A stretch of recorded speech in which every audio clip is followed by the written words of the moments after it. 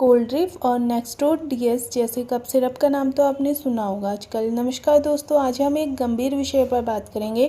Reports के अनुसार कोल्ड्रिफ और नेक्स्टोड डीएस जैसे कुछ कफ सिरप के सेवन से बच्चों की मौत के मामले सामने आए। ये दवाएं छोटे बच्चों को दी जाती थी, पर रिपोर्ट्स के अनुसार इन सिरप ने बच्चों के लीवर और किडनी पर बुरा असर किया, जिससे बच्चों की जान चली गई।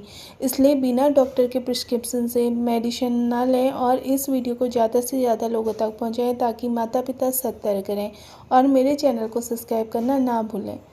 और इस विषय पर अगर आपको कोई जानकारी चाहिए तो कमेंट बॉक्स में पूछें मुझसे।